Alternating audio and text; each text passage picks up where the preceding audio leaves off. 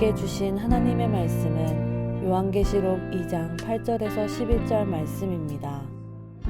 서머나 교회의 사자에게 편지하라. 처음이며 마지막이요 죽었다가 살아나신 이가 이르시되 내가 내 환난과 궁핍을 알거니와 실상은 내가 부요한 자니라. 자칭 유대인이라 하는 자들의 비방도 알거니와 실상은 유대인이 아니요 사탄의 회당이라. 너는 장차 받을 고난을 두려워하지 말라. 볼지어다 마귀가 장차 너희 가운데서 몇 사람을 옥에 던져 시험을 받게 하리니 너희가 10일 동안 환난을 받으리라. 내가 죽도록 충성하라. 그리하면 내가 생명의 관을 내게 주리라. 귀 있는 자는 성령이 교회들에게 하시는 말씀을 들을지어다. 이기는 자는 둘째 사망의 해를 받지 아니하리라. 오늘 이 말씀에 많은 은혜 받으시기 바랍니다.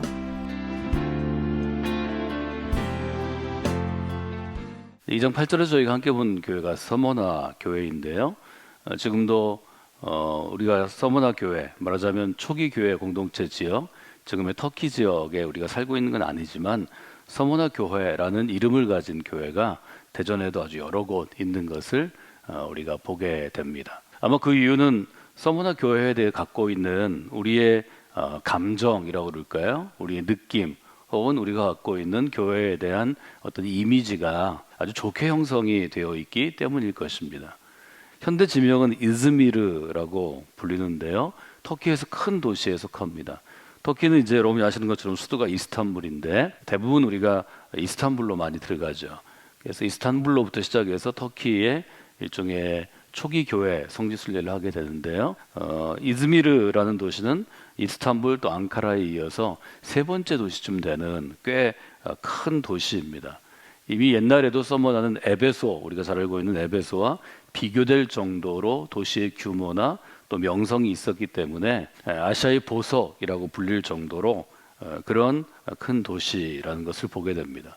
초기에 이제 교회 공동체가 있던 모든 도시들이 그 당시 세계 가운데서 우리가 지금 이름을 얘기하면 알 수 있는 일종의 메가시티들, 뭐 미국 그러면 동부 쪽에 뉴욕, 또 서부 쪽에는 뭐 로스앤젤레스가 있는 것이고, 또 남미 쪽으로 가면 우리가 브라질의 리우데자네이루를 얘기하고, 아시아로 오면 뭐 도쿄, 동경, 그 다음에 서울, 또 북경 이렇게 있는 것처럼 그 당시에 이제 큰 도시들에는 대부분 교회가 세워졌다 이렇게 생각하시면 좋을 것 같습니다. 서머나 교회가 어떤 교회였는가에 대해서는 우리가 구절을 보면 내가 내 환난과 궁핍을 알거니와 이렇게 되어 있는 것을 보게 됩니다. 도시는 부유한 도시였지만 그 도시 속을 살아가는 그리스도의 사람들은 이 두 가지 단어를 우리가 중시할 수 있죠. 첫째는 환난이라는 단어이고 두 번째는 궁핍이라는 단어입니다. 이 환난이라는 단어는 시험 혹은 시련 혹은 고난을 받다 할 때 쓰여지는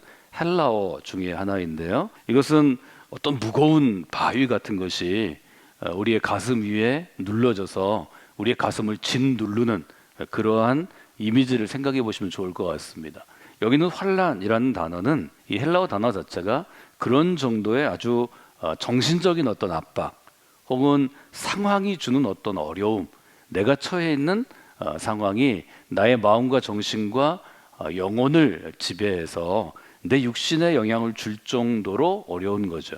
그래서 예수 그리스도를 믿는 과정 자체가 정신적인 스트레스예요. 직장에 가면 손가락질이나 모욕이나 쫓겨남을 당할 수 있고, 또 가족들이 내가 예수 믿어서 우리 가정에 어려움이 이렇게 있다, 이런 것을 뭐 부모로부터 형제로부터 받는 경우도 있고, 또 사회적으로 내가 이러다가 잡혀서 감옥에 가거나 고문을 당하거나 혹시 죽지 않을까, 이런 정신적인 고뇌와 고통이 있는 것이 환난이라는 단어라고 기억하시면 좋을 것 같습니다. 또 하나 이제 궁핍이라는 단어가 있는데요. 이 궁핍은 실제적으로 물질적인 일종의 어려움을 의미합니다. 물질적으로 내가 가진 게 너무 없어서 또 수중에 쓸 아주 여력이 있는 조그만 푼돈도 없어서 밥을 굶거나 혹은 거처가 없어 쫓겨나거나 혹은 뭐 아이들을 굶기거나 또 내가 어떻게 할 수 없는 그런 아주 궁핍함을 의미하죠. 그래서 이것은 물질적인 가난을 의미하는 것이고, 환난은 정신적인 이제 어려움을 의미합니다. 서머나 교회에 있던 그리스도인들이 사회적으로 혹은 어떤 정치적으로, 신앙적으로, 종교적으로 고통을 당할 뿐만이 아니라 이것이 그대로 이어져서, 왜냐하면 직장에서는 쫓겨나고 또 뭐 가정에서 또 쫓겨나고 또 어디 취직도 안 되고, 그럼 당연히 한 달만 그렇게 돼도 우리가 어디 살 수가 없죠. 경제적인 궁핍, 이 두 가지가 지금 굉장히 서머나 교회에 있는 교인들 또 교회를 비참하게 한 것을 우리가 보게 됩니다. 근데 지금 우리 성경은, 지금 계시록은 우리에게 무엇을 얘기하냐면, 이런 정신적인 압박과 사회적인 스트레스 또 물질적인 어려움이 인간 생활에 있어서 매일매일 우리의 삶을 어렵게 할 수는 있지만, 그것이 우리의 신앙을 멈추게 하거나 또 벗어나게 하거나 배신하게 할 수는 없다는 메시지를 강력하게 줍니다. 우리에게 정신적인 압박이 있을 수 있습니다. 한국이 예를 들어 50년대, 60년대, 70년대 가난한 나라에서 지금은 세계 경제 대국이라고 불릴 정도로 상당한 영향력이 있고 잘 사는 나라가 되었기 때문에, 우리가 예수 믿기 때문에 직장에서 쫓겨나고 밥을 굶고 뭐 옛날처럼 교회 와서 잠을 자야 되고 이런 상황은 아주 많이 줄었죠. 아니 거의 없어졌다고 볼 수 있습니다. 그런 물질적인 어려움은 없어졌지만 정신적인 압박이나 스트레스는 여전히 우리 가운데 있습니다. 정신적인 것이든 생활의 부분이든 물질적인 것이든 이 어려움을 잘 이기면 우리에게 아주 유익한 면이 있다는 것을 이 서머나 교회가 잘 보여주죠. 그래서 9절 이제 첫 번째 문장의 뒷부분으로 가면, 실상은 내가 부요한 자니, 이렇게 되어 있죠.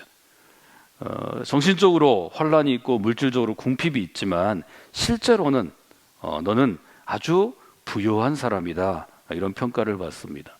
부요함이라는 단어는 반대 단어가 가난이죠.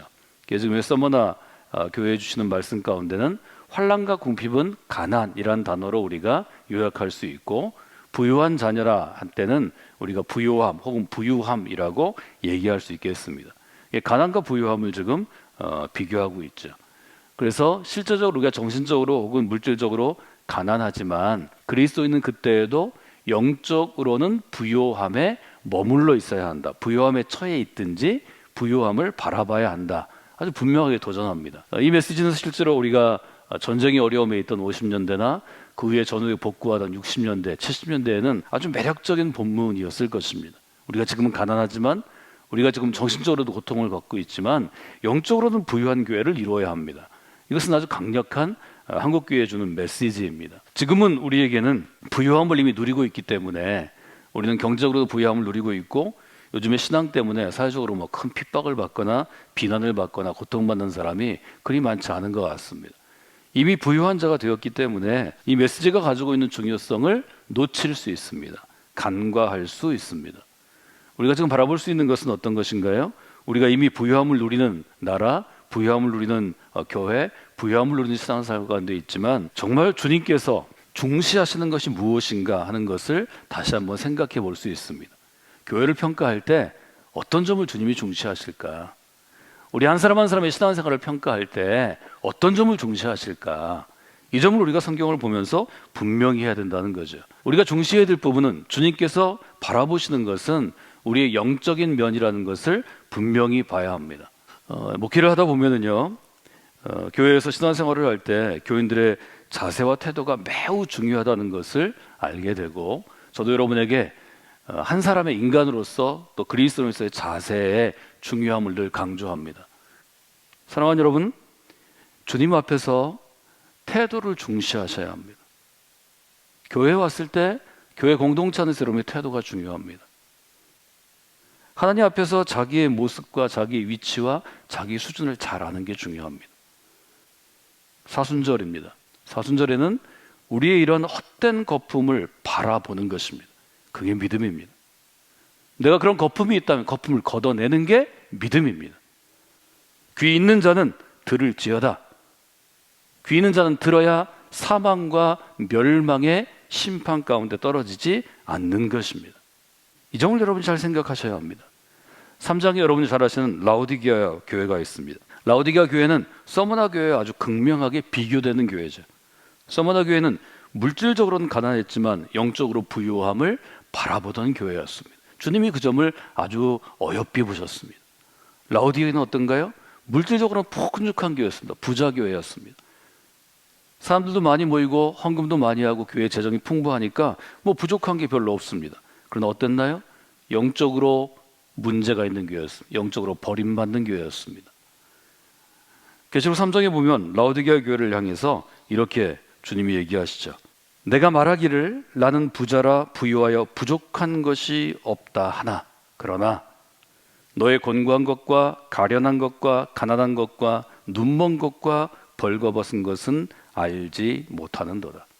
내가 실제로 영적으로 매우 낮은 상태에 있는데 정말 영적으로 보면 하찮은 존재에 불과한데 내가 좀 한국 사회에서 좀 떵떵거린다고 해서 그런 지위나 배경이나 돈이 좀 있다고 해서 아주 주님 보시기에 하찮은 짓을 하면 어떤 신앙생활을 하는가 하면 15절에 있는 것처럼 내가 너의 행위를 아노니 내가 차지도 아니하고 뜨겁지도 아니하도다. 신앙생활에 있어서는 아예 차갑든지 정말 냉담하고 수준이 안 돼서 하나님의 아주 강력한 도전 가운데 깨지든지 아니면 하나님을 향하여 뜨겁고 열정적으로 나아가든지 이 점이 훨씬 좋습니다. 서머나 교회가 어떤 교회였는가? 이 점을 분명히 볼 때 서머나 교회는 아주 영적으로 부유하다고 표현하셨는데 이것은 뭘 얘기하나요? 복음을 위해서 불편함이나 손해를 감수할 수 있는 그런 교회였다는 거죠. 여러분 사순절입니다.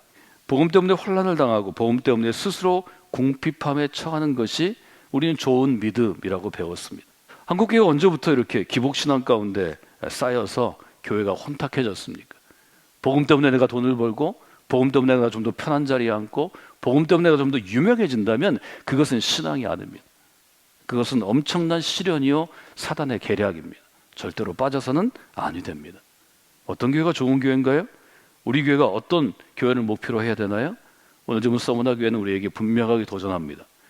우리의 실상이 어떻든 우리가 정신적으로 사회적으로 어떤 상황에 있든 물질적으로 어떤 상황에 있든 영적으로 부유함을 추구하는 교회가 되라는 것입니다.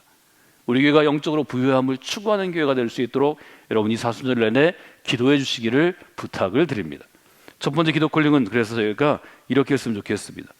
하나님, 사랑하는 성과 함께 우리 믿음의 공동체가 영적으로 부유한 교회로 세워지게 하여 주시옵소서. 여러분이 애쓰고 힘쓰고 전심으로 기도하시면 하나님께서 우리에게 이 기회를 주시리라고 믿습니다. 계시록에 있는 권면의 좋은 점은 어떤 것인가 하면 칭찬만 하는 게 아니라는 거죠. 서머나 교회는 칭찬받는 교회였지만 그럼에도 불구하고 주님이 보시는 교회의 기준에는 부족한 점이 많이 있었을 것입니다. 칭찬받는 교회였지만 서머나 교회의 부족한 점은 어떤 것이었나요? 10절에 보면 10절은 이렇게 되어 있습니다. 너희가 장차받을 고난을 두려워하지 말라. 볼지어다 마귀가 정차 너희 가운데 몇 사람을 옥에 던져 시험을 받게 하리니 너희가 10일 동안 열흘 동안 환난을 받으리라. 내가 죽도록 충성하라. 여러 면에서 영적으로 부유함을 추구하는 칭찬받는 교회였지만 충성심에 있어서는 보완할 점이 있었던 것 같습니다. 영적으로 부유한 교회, 첫 번째 서머나 교회의 특징이라면 두 번째는 충성에 대한 하나님의 권면이 있습니다.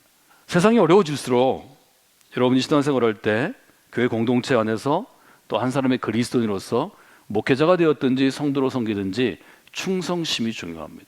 갈수록 충성하는 그리스도인이 줄어듭니다. 그 교회를 위해서 자기를 좀 내놓거나 희생하지 않습니다. 뭐 좀 마음이 안 맞으면 교회는 옮기면 되는 거고 내가 좀 싫으면 안 나가면 되는 거고 이런 생각을 하는 것 같습니다. 여러분 교회는 왜 우리가 피를 나는 가족과 같다고 생각하나요? 마음에 안 들어도 그날 그 집에 들어가야 합니다. 마음에 안 들어도 아버지 어머니와 나 관계를 단절할 수 없습니다. 마음에 안 들어도 형제를 쫓아낼 수 없습니다. 그 과정에서 우리는 좀 더 성숙한 인격체로 다듬어지는 것입니다. 여러분 교회를 내 마음대로 재단하고 내 마음대로 판단할 수 있다면 여러분은 영적으로 성숙한 그리스도인이 절대로 될 수 없습니다. 죽도록 충성하라는 권면을 여러분 잘 기억하십시오. 서머나 교회 우리가 얘기할 때 늘 생각하는 인물은 서머나 교회 감독이었던, 지금으로 얘기하면 그 지역을 총괄하고 또 담임 목사였던 폴리캅입니다. 폴리캅이 주후 156년 2월 둘째 날에 체포됩니다. 11명의 교인들하고 함께 체포되는데 그것은 로마의 황제를 일종의 숭배하는 것. 우리가 주님을 더 우리 경배하기 때문에 황제는 우리의 신앙의 대상이 아니라고 모욕했기 때문입니다.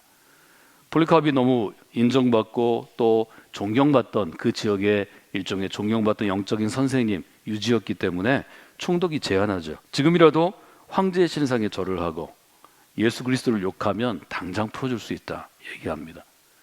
아주 매력적인 제안이었고 그때 폴리카르의 나이가 86세였습니다. 폴리카르이 그렇게 얘기하죠.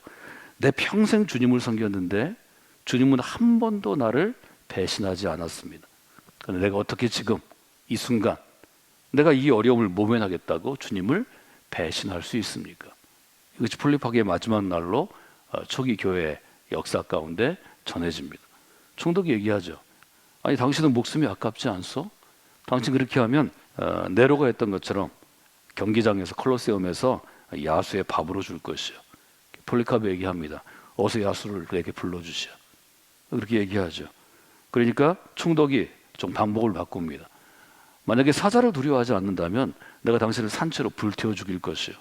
폴리카르이 그때 얘기한 이야기가 폴리카르의 이야기 가운데 제일 유명합니다. 얘기하죠. 총독, 잠시 타다가 꺼져버릴 이 불보다 장차 심판에 영원한 불, 꺼지지 않을 불을 두려워하는 사람이 되어야 합니다. 그리고 폴리카르이 화형당하죠. 전해져 내려온 얘기에 하면 장작의 불을 피웠는데 불길이 폴리카르를 피해가서 칼로 참수했다 이렇게 전해집니다. 지금 여러분들이 터키에 가보시면 폴리카르 기념교회가 비교적 최근에 세워져 있습니다. 거기에 가면 순교화가 들어져 있는데요. 프랑스 화가가 그린 순교화라고 합니다.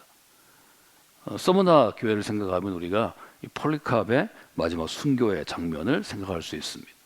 두 번째로 여러분들이 이 사순절 성광교회 믿음의 공동체를 위해 기도할 것은 성광교회 믿음의 공동체가 죽도록 충성하는 사람들을 많이 길러내는 것입니다. 세상이 좀 변해도 한국교회가 계속해서 변질돼도 너무 우리가 잘 살아서 주님에 대한 충성을 아주 정말 우습게 여기는 시대가 되어도 죽도록 충성하겠다고 결단하는 그리스도인들이 우리 예배마다 우리의 사역마다 세워지는 것입니다. 실제로 죽도록 충성하는 그리스도의 좋은 예가 폴리카르의 스토리처럼 그처럼 계속해서 남아있는 또 일어나는 그런 교회를 세우도록 여러분이 기도해 주시면 좋겠습니다. 사순절 여러분 믿음으로 하나님께 나아갈 때 하나님께서 서머나 교회에 주신 것과 같은 이러한 교훈이 우리에게 살아있기를 원합니다.